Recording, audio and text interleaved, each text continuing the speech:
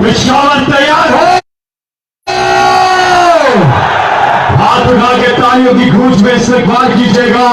पाकिस्तान की आन है आप, पाकिस्तान की जान है आप, पाकिस्तान के कप्तान है आप, पाकिस्तान के खान है आप, इमरान खान है आप।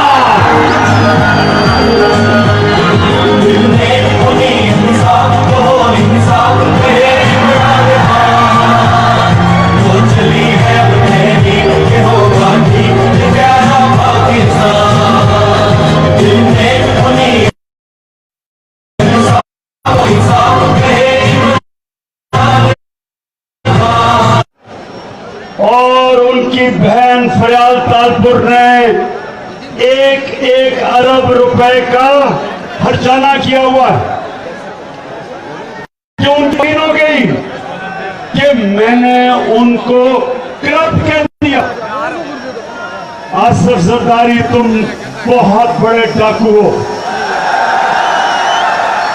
और ये तो मैं भी वो बातें नहीं कर रहा जो इंशाल्लाह मैं करूंगा थोड़ी देर में, क्योंकि मैं सिंध आ रहा हूं। तुम तो पेशावर आए हो, मैं इंशाल्लाह सिंध जा रहा हूं। सिंध के लोगों को मैं तैयार कर रहा हूं, उनको खौफ की जंजीरें तोड़वाने के लिए मैं सिंध जा रहा हूं। और इंशाल्लाह कान खोल के सुन लो आसिफ जरदारी कि इंशाल्लाह अगली हुकूमत पख्तूनख्वा में भी और सिंध में भी तहरीक इंसाफ की होगी, और इंशाल्लाह पंजाब और बलूचिस्तान में भी होगी, क्योंकि तहरीक इंसाफ नौजवानों की आवाज है, तब्दीली की आवाज है। वो पाकिस्तानी जो तंग आ चुके और यहां से पेशावर से कितने लोग बाहर काम करने गए, पख्तूनख्वा से कितने लोग पाकिस्तान से बाहर काम करने गए, क्योंकि यहां नौकरियां नहीं मिलती। नौकरियां क्यों नहीं मिलती? नौकरियां क्यों नहीं मिलती? क्योंकि आसिफ जरदारी और नवाज शरीफ की तरह के लोग इस मुल्क का पैसा चोरी करके जायदादें, मालहात, बैंक बैलेंस, यहां का चोरी का पैसा बाहर जब लेके जाते हैं, तो नौजवानों जिधर ये पैसा लेके जाते हैं नौकरियां उधर मिलती है। सब सुन लो, मोबाइल लड़का गौर से सुन लो। मोबाइल हर साल मोबाइल लड़का, आप जानते हैं कि हर साल कितना पैसा चोरी होके बाहर जाता है, जिसको मनी लॉन्ड्रिंग कहते हैं। जानते हैं कितना पैसा? कितना पैसा?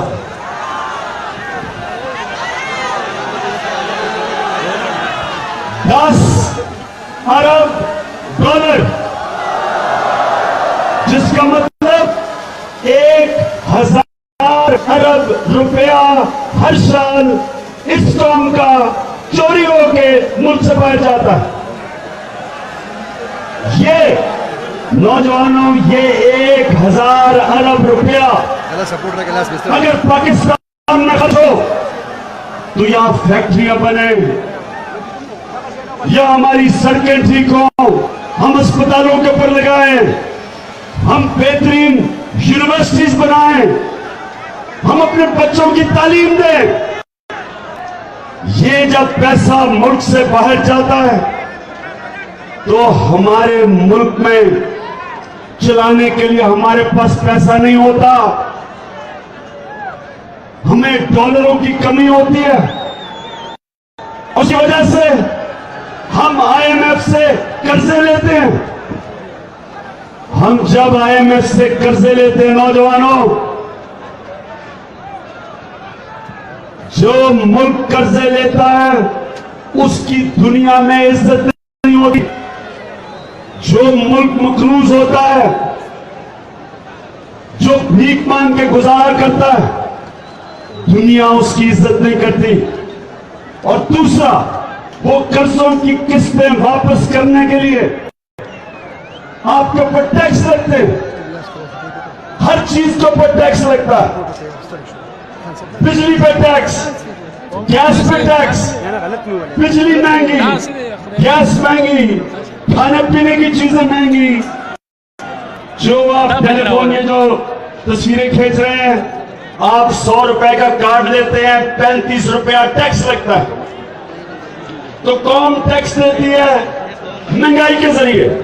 और ये डाकू इस मुल्क का पैसा चोरी करके बाहर लेके जाते हैं। आप जानते हैं, अच्छा पेशावर के नौजवान, मैं पूछता हूं आपसे कि नवाज शरीफ जब कहता है मुझे क्यों निकाला, इसका कितना पैसा बाहर पड़ा हुआ है? कितना?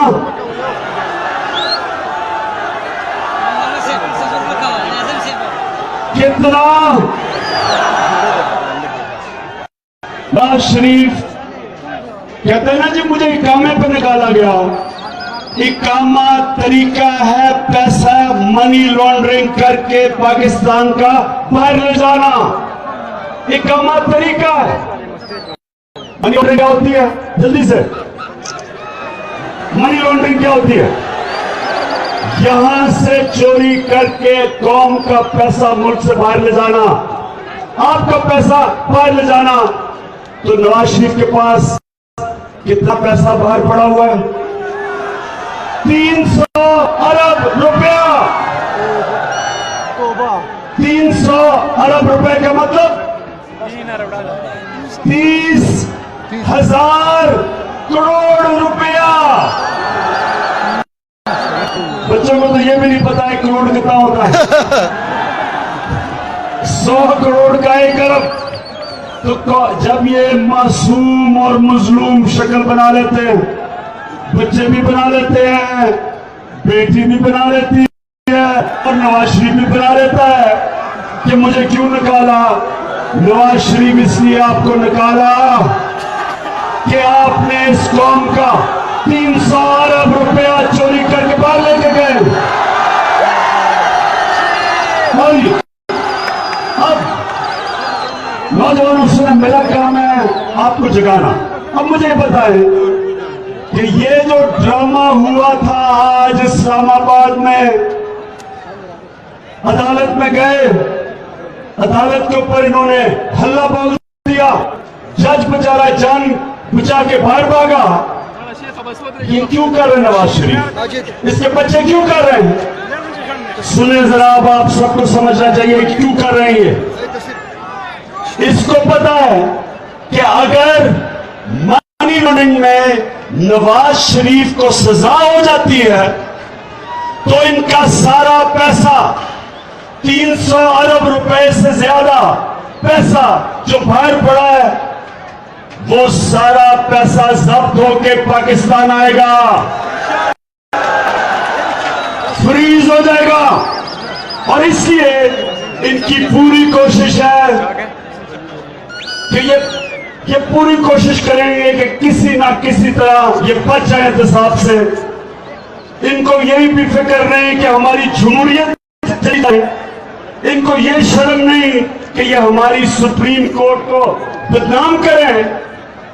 इनको ये शर्म नहीं कि ये पाकिस्तानी फौज को बदनाम करें। सिर्फ और सिर्फ अपने पैसे बचाने के लिए ये जो सारे ढंग रहे हैं, ये सिर्फ और सिर्फ एक मकसद है कि मनी लॉन्ड्रिंग में सजा ना हो जाए ताकि इनका पैसा बच जाए। तो मैं आज नौजवानों सुने जरा, मैं आप सबको एक कहना चाहता हूं, क्योंकि ये फैसला कुन वक्त है। फैसला होगा कि पाकिस्तान कौम या ये चोरों के नीचे रहेगी या एक अजीम कौम बनेगी।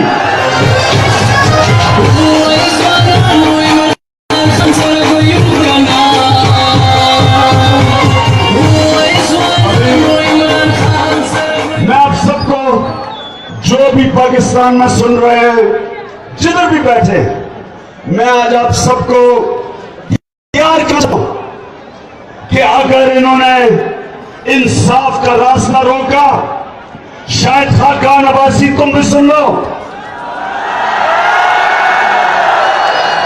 तुम मुल्क के प्राइम मिनिस्टर हो या शरीफ खाना की दरबारी, अगर इसी तरह आप करते रहे जो आज हुआ, मैं सारी पाकिस्तान कौम को प्यार करूंगा कि इंशाल्लाह ये सारी कौम इस्लामाबाद का रुखी हम सड़कों पे आएंगे। अगर शायद खाकान अब्बासी आपकी कठपुतली हुकूमत जाएगी तो चली जाए, पाकिस्तान की जमहूरियत को हम जाने नहीं देंगे। हम इस अपने बच्चों का मुस्तकबिल हम तबाह नहीं होने देंगे, क्योंकि ये चोरों का टोला, डाकुओं का टोला मुल्क पे कब्जा करके बैठे हुए हैं।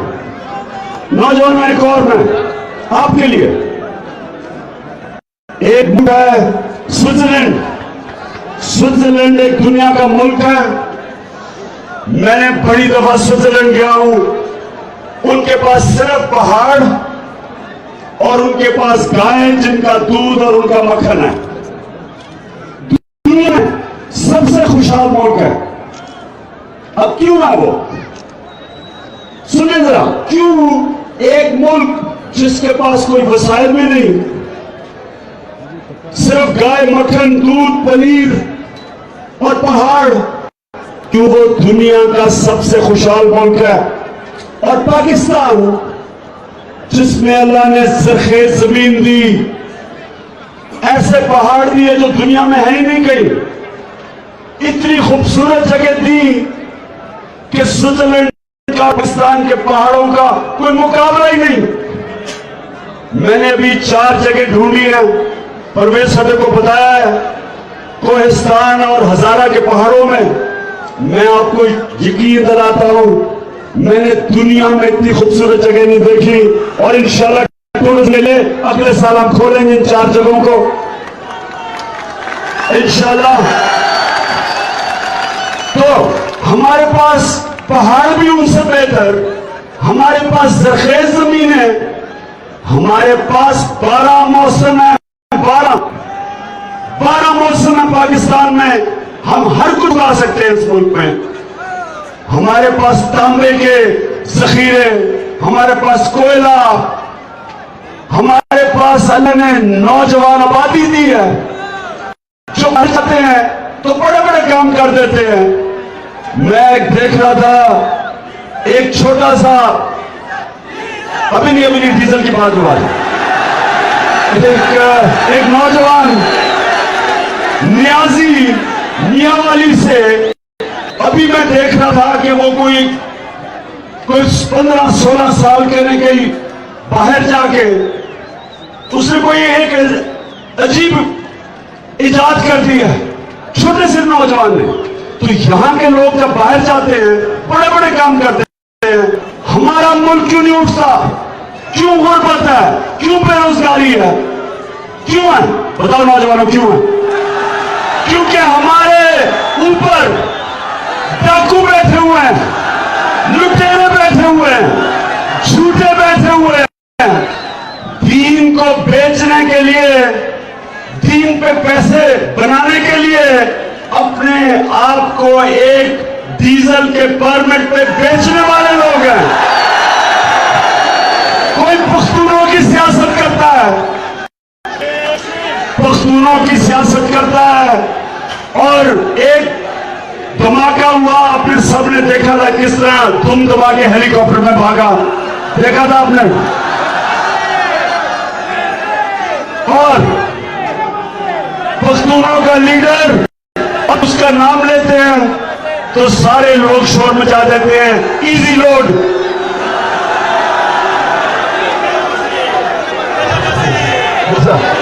और उधर देखे अचकज़ई, वो उधर पख्तू का लीडर बना हुआ बलोचिस्तान में। लेकिन जैसे अचकज़ई तुमने और मौलाना फजल रहमान ने बड़ा जुल्म किया। क्यों नहीं? क्यों आपने पख्तूनख्वा और कबायली इलाके का मर्जर क्यों रोका? ये कौन?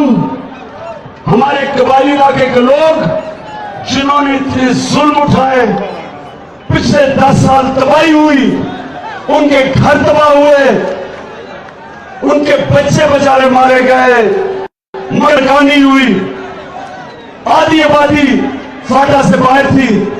और ये है मौका उस कबायली इलाके को और पख्तूनख्वा को एक करके एक बड़ा सूबा बने, ताकि उनके हुकूक मिले, ताकि वहां बेहतरी हो, ताकि हम उनके स्कूल ठीक करें, ताकि उनको इंसाफ मिले, FCR का सिस्टम खत्म करें। और कौन उनके साथ रुकावट कौन बने हुए हैं? मौलाना डीजल और अच्छा सही शर्म करो। इंशाअल्लाह परवेज खटक और हमने फैसला किया है कि हम अब पूरा जोर लगाएंगे फाटा को और पख्तूनख्वा का मर्जर करने के लिए, इंशाअल्लाह एक सूबा बनाने के लिए। तो अच्छा, ANP एक आपने सुन याद रखना कि क्या कहा था असफंदियार ने कि किसी का बाप भी नवाज शरीफ का इस्तीफा नहीं ले सकता। असफंदियार, बाप की तो बारी नहीं आई, पहले ही फारग कर दिया हमने। और असफंदियार, तुम पख्तून नेशनलिस्ट और तुम्हारी उस डाकू से क्या दोस्ती है? तुम्हारी से क्या दोस्ती है? आप खुद बताएं, क्या दोस्ती है? क्यों दोस्ती है? क्योंकि ये असफंदियार, मौलाना फजल रहमान, नवाज शरीफ, आसिफ जरदारी, ये पाकिस्तान के करप्शन के सारे बादशाह हैं, ये डाकू हैं, ये चोर हैं, ये लुटेरे हैं। अच्छा, मुझे कहते हैं इमरान खान बड़ी सख्त ज़बान इस्तेमाल करता है, कहते हैं इमरान खान हमें गालियां निकालता है। मुझे आपको बताएं कि जो आपसे 1000, 1 लाख, 2 लाख रुपए की चोरी करता है, उसको आप क्या कहते हैं? तो 1000 रुपए का टाका मारता है, उसको क्या कहें? डाकू, महाडाकू। गली गली में शोर है। नहीं नहीं नहीं, गली गली में शोर है, सारा टब्बर चोर है। अब सुने सुने सुने सुने, एक मिनट सुने। आपको मैं बताऊं स्विट्जरलैंड के अंदर क्यों वो खुशहाल है? उनके इदारे मजबूत हैं, उनके इदारे किसी में फर्क नहीं करते, ताकतवरों में जो चोरी करे जेल में। और दूसरी चीज, ये 2 चीजें हैं जो एक माशरे में करप्शन खत्म करती है। पहली कि आपका निजाम चोरों, नौजवानों। दूसरी चीज कि एक मुहज्जब माशरे में, एक मुहज्जब माशरा जो करप्शन में पकड़ा जाता है, उसकी सोशल बॉयकॉट हो जाती है, उसको मिलता कोई नहीं, उसके खानदान में कोई शादी नहीं करता, उनको कोई खाने पे नहीं होता। इसको कहते हैं सोशल बॉयकॉट। लिहाजा सिंगापुर में जब उनका वजीर करप्शन में पकड़ा गया, उसने अपनी बिल्डिंग के ऊपर से छलांग मार के खुदकुशी की, तो उसको पता था उसकी जिंदगी खत्म। अमेरिका में एक बड़े बिजनेसमैन ने करप्शन की, उसका नाम मैडोफ था। वो जेल में गया, उसकी बीवी ने तलाक दी, उसके बेटे ने खुदकुशी की, दूसरा बेटा घर से छोड़ के चला गया। जापान के अंदर कोई पकड़ा जाता है करप्शन में, कोई करप्शन में पकड़ा जाता है, वो या मुल्क छोड़ता है या खुदकुशी करता है। और हमारे मुल्क में सबसे बड़े मुजरिम को 40 गाड़ी का प्रोटोकॉल मिलता है। मरियम जब वो पाकिस्तान आती है एयरपोर्ट पे हाथ हिलाती हैं जिस तरह वो वर्ल्ड कप जीत के आई हैं।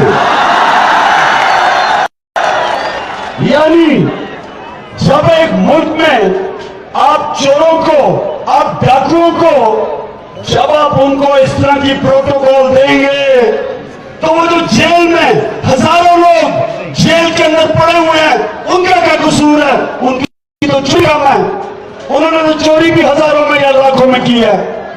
तो इंशाल्लाह नए पाकिस्तान में ना तो हम बड़े बड़े डाकुओं को जेलों में डालेंगे, उनका सोशल बॉयकॉट करेंगे, उनकी फैमिली का सोशल बॉयकॉट करेंगे, उनको बताएंगे कि इस माशरे में वो लोगों की इज्जत होगी जो राय हक पे चलते हैं, जो सादिक हैं, जो अमीन हैं। डाकुओं को हम जेलों में डालेंगे, हम मुल्क से बाहर निकालेंगे। मैं अरबाब आमिर मेरे साथ खड़े हैं। अरबाब नजीब, आपने आज हमारे साथ शमूलियत की, आपका शुक्रिया, आपको खुशामदीद कहते हैं। अरबाब आमिर इंशाल्लाह जो मैं पब्लिक का जज्बा देख रहा हूं, इंशाल्लाह ये इलेक्शन आप जीतेंगे, नेशनल असेंबली में आएंगे। और मैं सारे नौजवानों को कहता हूं आपका इलेक्शन है, ये फैसला कुन वक्त है। एक तरफ वो लोग जिन्होंने मुल्क को बैंकरप्ट किया, मखलूस किया, जिन्होंने हमारे लोगों का पैसा खाया, जिन्होंने इस मुल्क में चोरी की। 45% पाकिस्तान के 45% बच्चों को एक बीमारी है जिसको कहते हैं स्टंटेड ग्रोथ। ना उनके ज़हन पूरे बड़े होते हैं, ना वो कद पे पहुंचते हैं, ना वो जिंदगी पूरा कर सकते हैं। दुनिया की रेस में पीछे रह जाते हैं इन चोरों की वजह से।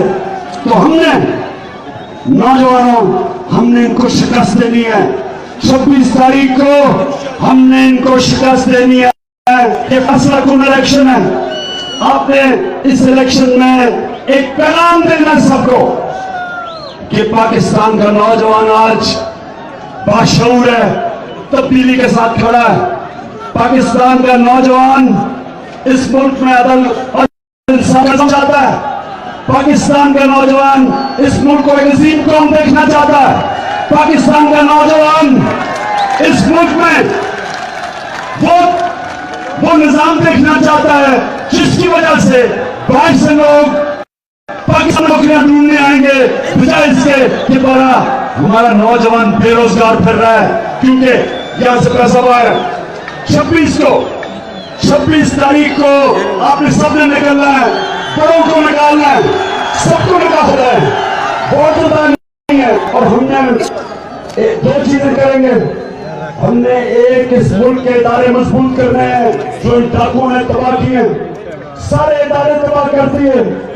नैब के ऊपर एक कमर जमान डाकू को बैठा दिया, एफबीआर में एक छोड़ उठाया जिसकी वजह से वर्ल्ड बैंक कहते हैं, सुने कि सारा पाकिस्तान का टैक्स सालाना 3500 अरब है और जो चोरी एफबीआर में हर साल है वो 3200 अरब है।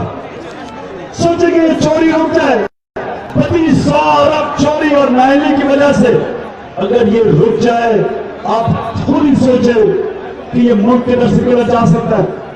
और फिर मनी लॉन्ड्रिंग रोकेंगे इदारे मजबूत करके जो उन्होंने इदारे तबाह किए हैं। इलेक्शन कमीशन के ऊपर मैं आ जाऊं आखिर में। इलेक्शन कमीशन ने मेरे वारंट निकाल दिए हैं।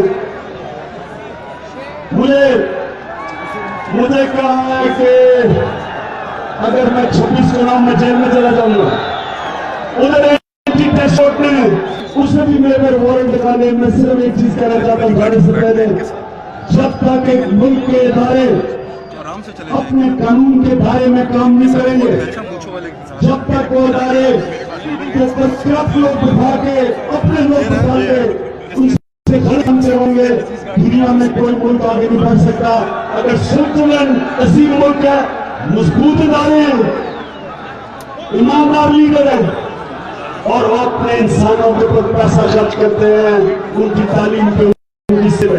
इंशाल्लाह आप बेहतर कर रहे हैं। अजीम मुल्क बनने जा रहा है हमारा पाकिस्तान। 2018 में एक इंकलाब। विशाल तैयार हो, हाथ उठा के तालियों की गूंज में इस्तकबाल कीजिएगा। पाकिस्तान की आन है आप, पाकिस्तान की जान है आप, पाकिस्तान के कप्तान है आप, पाकिस्तान के खान है आप, इमरान खान है आप।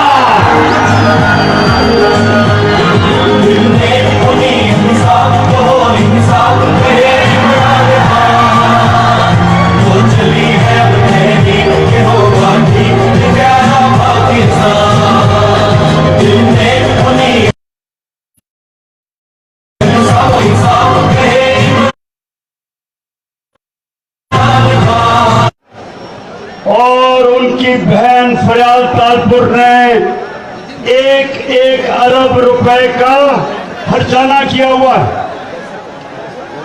जो उनकी हो गई कि मैंने उनको करप्ट कह दिया। आसिफ जरदारी तुम बहुत बड़े डाकू हो और ये तो मैं भी वो बातें नहीं कर रहा जो इंशाल्लाह मैं करूंगा थोड़ी देर में, क्योंकि मैं सिंध आ रहा हूं। तुम तो पेशावर आए हो, मैं इंशाल्लाह सिंध जा रहा हूं। सिंध के लोगों को मैं तैयार कर रहा हूं, उनको खौफ की जंजीरें तोड़वाने के लिए मैं सिंध जा रहा हूं। और इंशाल्लाह कान खोल के सुन लो आसिफ जरदारी कि इंशाल्लाह अगली हुकूमत पख्तूनख्वा में भी और सिंध में भी तहरीक इंसाफ की होगी और इंशाल्लाह पंजाब और बलूचिस्तान में भी होगी, क्योंकि तहरीक इंसाफ नौजवानों की आवाज है, तब्दीली की आवाज है। वो पाकिस्तानी जो तंग आ चुके और यहां से पेशावर से कितने लोग बाहर काम करने गए, पख्तूनख्वा से कितने लोग पाकिस्तान से बाहर काम करने गए, क्योंकि यहां नौकरियां नहीं मिलती। नौकरियां क्यों नहीं मिलती? नौकरियां क्यों नहीं मिलती? क्योंकि आसिफ जरदारी और नवाज शरीफ की तरह के लोग इस मुल्क का पैसा चोरी करके जायदादें, मालहात, बैंक बैलेंस, यहां का चोरी का पैसा बाहर जब लेके जाते हैं तो नौजवानों जिधर ये पैसा लेके जाते हैं नौकरियां उधर मिलती है। सब सुन लो, मोबाइल लड़का गौर से सुन लो। लड़का मोबाइल हर साल मोबाइल लड़का माना आप जानते हैं कि हर साल कितना पैसा चोरी होके बाहर जाता है, जिसको मनी लॉन्ड्रिंग कहते हैं। जानते हैं कितना पैसा?